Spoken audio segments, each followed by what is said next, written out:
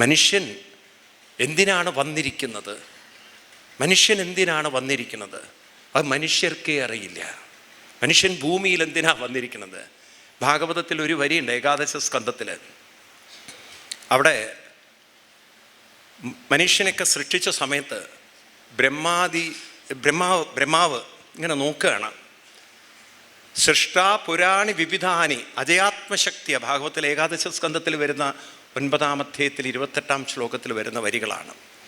പലരെയും സൃഷ്ടിച്ചു. എന്താണ്? വൃക്ഷാൻ, സരിസ്രവ, ഗഗ, പശൂൻ, മത്സ്യാൻ, പല ജീവജാലങ്ങളെയും, മരങ്ങൾ, പക്ഷികൾ, മൃഗങ്ങൾ, മത്സ്യങ്ങളൊക്കെ സൃഷ്ടിച്ചു. ഇപ്പം ജീവജാലങ്ങളൊക്കെ നിറഞ്ഞു നിൽക്കുന്ന ഈ ഭൂമിയെ നോക്കിക്കൊണ്ട് ബ്രഹ്മാവ് അതുഷ്ടഹൃദയ, ബ്രഹ്മാവിനൊരു എന്തു വന്നില്ല? തുഷ്ടഹൃദയ എന്ന് വെച്ചാൽ എന്തു വന്നില്ല? എന്താ സന്തോഷം വരാത്തതിന് കാരണം? ആരെങ്കിലും കേട്ടിട്ടുണ്ടോ ഈ ഒരു ശ്ലോകം? മനസ്സിലാക്കിയിട്ടുണ്ടോ? സൃഷ്ടാ പുരാണി, കുറേ അജയാത്മശക്തിയ, എന്താണ്, വൃക്ഷാൻ, പശുവും, മൃഗാൻ തുടങ്ങിയൊക്കെ സൃഷ്ടിച്ചതിന് ശേഷം തൈ അതുഷ്ടഹൃദയ, ഇതൊന്നും കണ്ടിട്ട് ഒരു സന്തോഷം വന്നില്ലത്തെ ബ്രഹ്മാവിന്. അപ്പോഴാണ് പുരുഷം വിധായ, മനുഷ്യനെ സൃഷ്ടിച്ചത്. അപ്പോഴാണ് ബ്രഹ്മാവിന് സന്തോഷം വന്നത്. എന്തായിരിക്കും മനുഷ്യനെ കണ്ടപ്പോൾ സന്തോഷം വരാൻ കാരണം? മൊബൈൽ കണ്ടുപിടിക്കുന്നുള്ളതുണ്ടോ?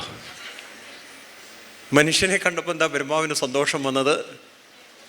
അതിലടുത്ത വരിയാണ് അതിഗംഭീരം. ആർക്കെങ്കിലും പറയാൻ പറ്റും? ആരെങ്കിലും കേട്ടിട്ടുണ്ടാവും ഇത്?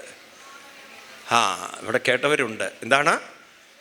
ബ്രഹ്മാവലോകധിഷണം മുതമാപദേവാ. അതാണ്. മനുഷ്യനെ കണ്ട് കൈകുപ്പിപ്പോയി ബ്രഹ്മാവ്. എന്താ കാര്യം?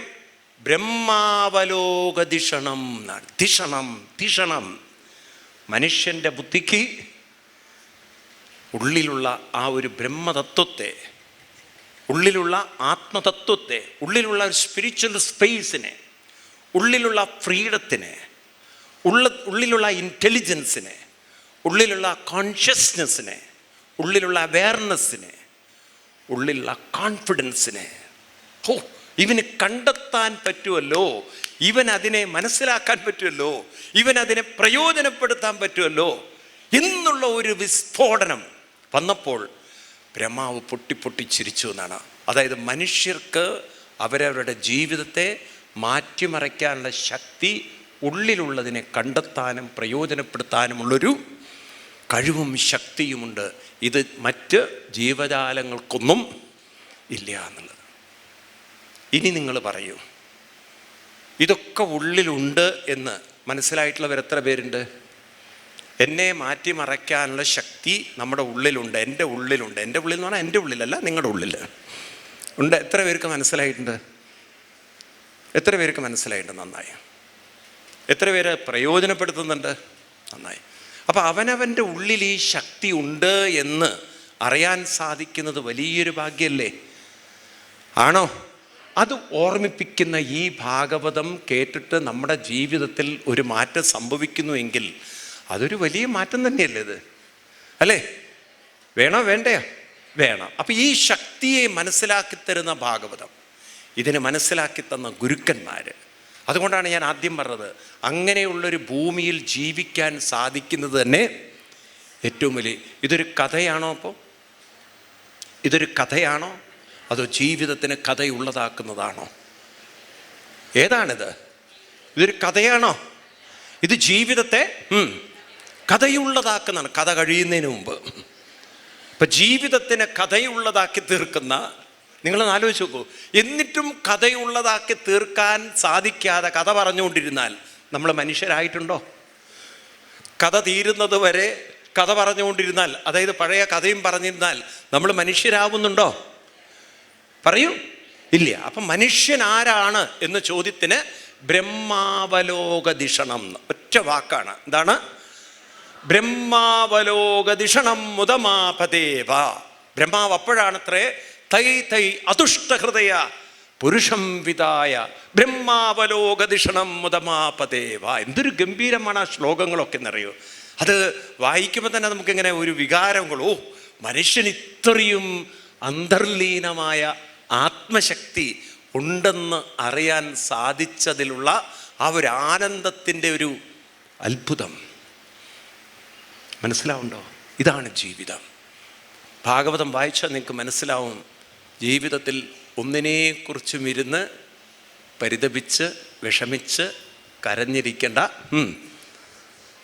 പറയൂ ഒരു കാര്യമില്ല. കാരണം കരഞ്ഞുകൊണ്ടും കാര്യമില്ല, കരഞ്ഞിട്ടില്ല എന്ന് വെച്ചിട്ടും കാര്യമില്ല. എന്തുകൊണ്ടാണ് കരഞ്ഞിട്ട് കാര്യമില്ല എന്ന് പറയാൻ കാരണം കാലത്തിൻ്റെ മാറ്റത്തെ, ഗതിവേഗത്തെ മാറ്റാൻ ഒരു മനുഷ്യൻ വിചാരിച്ചാൽ സാധ്യമല്ല. കാലത്തിൻ്റെ ഗതിവിഗതികൾ അതിൻ്റെ രീതിയിൽ പോവും. നമ്മളെപ്പോഴും കാലത്തിനെ നേരെയാക്കാൻ നോക്കുകയാണ്, സാധ്യമല്ല. കാലത്തെ അല്ല നോക്കേണ്ടത്. കാലത്തെ നമുക്ക് മാറ്റിമറിക്കാൻ സാധിക്കില്ല എന്ന് പറഞ്ഞാൽ കാലം ഓരോന്നും അതിൻ്റെ രീതിയിൽ, കാലവർഷം വരുന്നു, അത് കഴിഞ്ഞാൽ കുറച്ച് കഴിഞ്ഞാൽ പോവും. ഇതുപോലെ ബാല്യം വരും. നിങ്ങൾക്ക് എത്ര കാലം പിടിച്ചു വയ്ക്കാൻ പറ്റും? കളറുള്ളിടത്തോളം കാലം പിടിച്ചു വയ്ക്കാൻ പറ്റും. അത് കഴിഞ്ഞാൽ പിന്നെ എന്ത് ചെയ്യും നമ്മൾ?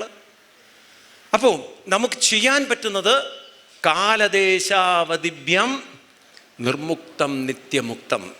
കാലദേശങ്ങൾക്ക് തൊടാൻ പറ്റാത്തതായ ഒരു ശക്തി, അതെന്താണത്? മറ്റൊന്നുമല്ല, നമ്മുടെ മനസ്സിനെ നമ്മൾ നല്ല കാര്യത്തിലേക്ക് രമിപ്പിക്കാൻ സാധിച്ചാൽ, മുഴുകാൻ സാധിച്ചാൽ, ലയിക്കാൻ സാധിച്ചാൽ, നിങ്ങൾ വർത്തമാനത്തിലുമല്ല, ഭൂതകാലത്തിലുമല്ല, ഭാവി കാലത്തിലുമല്ല, നിങ്ങൾ ഭഗവാനിൽ വർത്തിക്കുന്നവരായി മാറുകയാണ്. സമയം കടന്നു പോകുന്നത് പോലും അറിയാത്ത വിധത്തിൽ ജീവിതത്തെ അങ്ങനെ കൊണ്ടുപോയാൽ നിങ്ങളാരും ഇരുന്ന് ദുഃഖിക്കില്ല. കാരണം നിങ്ങൾക്ക് മനസ്സിലാവും, ഈ ദുഃഖിക്കുന്നതിലൊന്നും ഒരർത്ഥമില്ല. എന്ന് മാത്രമല്ല, നമുക്ക് നല്ലതിൽ രമിക്കാൻ ഒരു കഴിവുണ്ടെങ്കിൽ പിന്നെ ദുഃഖിക്കേണ്ട കാര്യമുണ്ടോ? നല്ലതിൽ രമിക്കാൻ ഒരു കഴിവ് തന്നിട്ടാണോ നിങ്ങളെ വിട്ടിരിക്കുന്നത്? ഇതൊന്നും മിണ്ടാത്തത്. നിങ്ങൾ നല്ലതിൽ രമിക്കാൻ കഴിയുന്ന ഒരു മനസ്സ് നമ്മുടെ കയ്യിലില്ലേ? ഇനി അതൊന്ന് രസം ഒന്ന് പിടിപ്പിക്കണമെന്ന് മാത്രം. രസം ഉണ്ടാക്കൽ അത്ര എളുപ്പമൊന്നുമല്ലല്ലോ. അതിൽ വെള്ളത്തിൽ പലതും പൊടി ഇട്ടാലും മാത്രം വരാം. അത് നല്ലവണ്ണം ഇളക്കി ഒരു കൂട്ട് വരാനുണ്ട്. ഇതുപോലെ ഉള്ളിലും ഒരു രസക്കൂട്ട് വരാനുണ്ട്. ആ രസക്കൂട്ട് വരുന്നത് വരെ ഒന്ന് ഇളക്കി പിടിപ്പിച്ച് അങ്ങനെ അങ്ങോട്ട് കൊണ്ടുപോയാൽ, ഒരിക്കൽ ഈ രസക്കൂട്ട് കിട്ടിക്കഴിഞ്ഞാൽ പിന്നെ ഈ രസക്കൂട്ട് നിങ്ങളുടെ ഉള്ളിൽ നിന്ന് പോവില്ല. അതാണ് ഭാഗവത്തിൻ്റെ ഏറ്റവും ഒടുവിൽ ഓർമ്മിപ്പിക്കുന്നത്. ഒരിക്കൽ ക്വചിത് രജിസ്യാത് ന അന്യത്രസ്യാൽ രതി ക്വചിത്. പിന്നൊരിക്കലും ഒരു രതിയിലേക്ക്, അതായത് ഒരു ടേസ്റ്റ്, വേറൊരു കാര്യത്തിലേക്ക് ടേസ്റ്റ് ഒരിക്കലും പോവില്ല. അത്ര ഒരു സന്തോഷവും സുഖവും തരാൻ സാധ്യത. മനുഷ്യജീവിതം എത്ര അമൂല്യമാണെന്ന് നോക്കും. മനുഷ്യജീവിതം എത്രമാത്രം മഹത്വരമാണെന്ന് നോക്കും. അതുകൊണ്ടാണ് ഭാരതത്തിലെ ഋഷിവര്യന്മാരൊക്കെ മനുഷ്യരെ നോക്കിക്കൊണ്ട് നമിച്ചത്.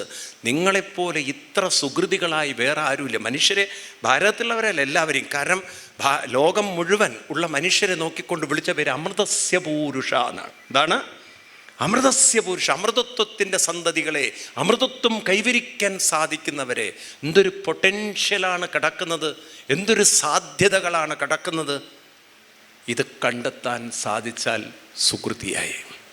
അമൂല്യരത്നം കയ്യിലുണ്ടായിട്ട്, അമൂല്യ സമ്പത്ത് കയ്യിലുണ്ടായിട്ട് നമ്മളതിനെ വിലവയ്ക്കാതെ ജീവിച്ച് നമ്മുടെ സങ്കടങ്ങളും ദുഃഖങ്ങളും ദുരിതങ്ങളും പറഞ്ഞുകൊണ്ടിരുന്നാൽ ഉള്ളിൽ മൂല്യമുള്ള സ്വത്തുണ്ടായിട്ടും അവർക്ക് പറയൂ കാര്യമില്ല. ഗുരുവായൂർ ക്ഷേത്രത്തിൽ പണ്ട് നിങ്ങൾ കേട്ട് കാണും, യാചിച്ചു കൊണ്ടിരുന്ന ഒരു അമ്മ മരിച്ചപ്പോൾ അവരുടെ ഭാണ്ഡം തുറന്നപ്പോൾ 7 ലക്ഷം രൂപ എന്തോ കണ്ടു എന്നൊരു വാർത്ത വായിച്ചിരുന്നു പത്രത്തിൽ. പണ്ടൊരു പത്രവാർത്ത, പോലീസ് ഇവരുടെ ഭാണ്ഡമൊക്കെ പൊളിച്ചു നോക്കിയപ്പോൾ 7 ലക്ഷം. അതിലൊരു 4 ലക്ഷം പഴയ 500-ൻ്റെയും 1,1000-ൻ്റെയും നോട്ടായിരുന്നു. അതായത് നോട്ട് ബാൻ ചെയ്തതുപോലും ഈ പാവം അറിഞ്ഞില്ല.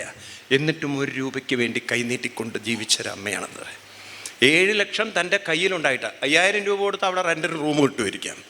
എന്നിട്ടും അതൊക്കെ ഒഴിവാക്കിക്കൊണ്ട് വീണ്ടും കൈനീട്ടി. എന്തിനാണ് ആ ഉദാഹരണം ഞാനിവിടെ പറയണമെന്ന് ചോദിച്ചു കഴിഞ്ഞാൽ, ഇതുപോലെയാണ് അമൂല്യ നിധികൾ ഉള്ളിലുണ്ട്, അമൂല്യ സമ്പത്ത് കയ്യിലുണ്ട്, അമൂല്യമായ ശക്തി ഉള്ളിലുണ്ട്. അതിനെ ഉപയോഗപ്പെടുത്താതെ ദീനരായി ദുഃഖവും വിഷമവും പറഞ്ഞിരുന്നാൽ ആ പറഞ്ഞ സ്ത്രീയും നമ്മളും തമ്മിൽ യാതൊരു പറയൂ, ഒരാൾ ബാഹ്യമായി യാചിക്കുന്നു, വേറൊരാൾ ആന്തരികമായ യാതനയിൽ ജീവിക്കുന്നു. അതുകൊണ്ട് അത് മാറ്റിയെടുക്കാൻ താല്പര്യമില്ലേ? വേണോ വേണ്ടയോ? നമ്മൾ ആ ഒരു ധീരതയിൽ, ആ കരുത്തിൽ, ആ ഉൾശക്തിയിൽ മുന്നോട്ട് പോകണം. എന്ത് ഭാഷ വേണമെങ്കിലും ഉപയോഗിക്കാം. ഭഗവാന്റെ കഥകൾ പറയാനാണ്, അല്ലെങ്കിൽ ഭഗവാന്റെ കാര്യങ്ങൾ ചിന്തിക്കാനാണ്, അല്ലെങ്കിൽ ദൈവീക കാര്യങ്ങൾ ചിന്തിക്കാനാണ്. ഇത്രയേ ഉള്ളൂ. നല്ല ഒരൊറ്റ ഭാഷ പറഞ്ഞാൽ നല്ലത് ചിന്തിക്കുക, നല്ലത് ചിന്തിപ്പിക്കുക. ഈ രണ്ട് വാക്കുകൾ എല്ലാവരും ആവർത്തിക്കണം. എന്താണ്? അത് കഥകളായിരിക്കാം, എന്തും ആവാം. അത് ഇൻക്ലൂഡിങ് എവരിതിങ് ആണ്. കഥകളായിരിക്കാം, ദൈവീക കാര്യങ്ങളായിരിക്കാം, ഫിലോസഫി ആയിരിക്കാം, എന്തും ആവട്ടെ. നല്ലത് ചിന്തിക്കുക, നല്ലത് ചിന്തിപ്പിക്കുക. ഏറ്റുവോ? അതിനുള്ളൊരു കഴിവ് നമുക്കില്ലേ? അതിനുള്ളൊരു ശക്തി നമുക്കില്ലേ? അതിനുള്ള ഊർജം നമുക്കില്ലേ? ഉണ്ടോ? അതിപ്പോഴേ നമ്മൾ ശീലിച്ചാൽ ഒരു ദുരിതം വരുമ്പോൾ അതിൻ്റെ ആകർഷണത്തിൻ്റെ തീവ്രത കുറയും. കാരണം ഈ ചിന്തിച്ചുയർത്തിയ ശക്തി ഉണ്ടല്ലോ, അതിൻ്റെ തീവ്രത കൂടും. അത് കൂടി വരുന്നതിൻ്റെ പേരാണ് ഗുരുത്വം എന്ന് പറയുന്നത്. ഗുരുത്വമുള്ളവരായിത്തീരുക. മനസ്സിലായാലേ? ആ ഗുരുത്വമുള്ളിൽ, ആ ഗുരു പരമ്പരകളിലൂടെ പകർന്നു കിട്ടിയ ഗുരുത്വത്തെ ഏറ്റെടുക്കാനാവട്ടെ നാം ഇവിടെ വന്നത്. അത് തന്നെയാണ് ആ ഗുരുക്കന്മാർക്ക് നൽകാവുന്ന ഏറ്റവും വലിയ മഹത്തായൊരു ദക്ഷിണയും. ആ ഗുരോരനുഗ്രഹേനൈവ പുമാൻ പൂർണ്ണ പ്രശാന്തയെ. കൃഷ്ണൻ തന്നെ പറയുന്നു, ഗുരുക്കന്മാരുടെ ഒരു അനുഗ്രഹമാണ് നമ്മുടെ ജീവിതത്തെ മാറ്റിമറയ്ക്കുന്നത്. അങ്ങനെ ഒരു ജീവിതത്തെ മാറ്റിമറച്ച് മറ്റുള്ളവരുടെ ജീവിതത്തെ മാറ്റിമറയ്ക്കാനുള്ള പ്രചോദനം കൊടുത്തുകൊണ്ട് ധന്യരാവട്ടെ നമ്മൾ. പരീക്ഷത്ത് അവസാനം പറയുന്ന പോലെ ധന്യോസ്മി കൃതകൃത്യോസ്മി. ഇവിടുന്ന് പോകുന്ന സമയത്ത് സപ്താഹയജ്ഞത്തിൻ്റെ വേദി മാത്രമല്ല, ജീവിതത്തിൽ തന്നെ വിട പറയുന്ന സമയത്ത് നമുക്കറിയാം, നമുക്കൊരുപാട് പരിമിതിയുണ്ട്. കാരണം ഇന്നെല്ലാം വെന്റിലേറ്ററിൽ കിടന്ന് ചാവുന്ന സമയമാണ്.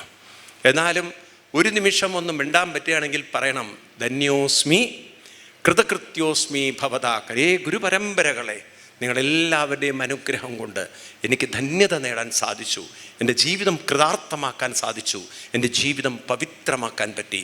എൻ്റെ ജീവിതത്തിൽ ഇപ്പോഴെനിക്ക് വ്യക്തതയുണ്ട്, ഒരു ദൃഢതയുണ്ട്, കരുത്തുണ്ട്.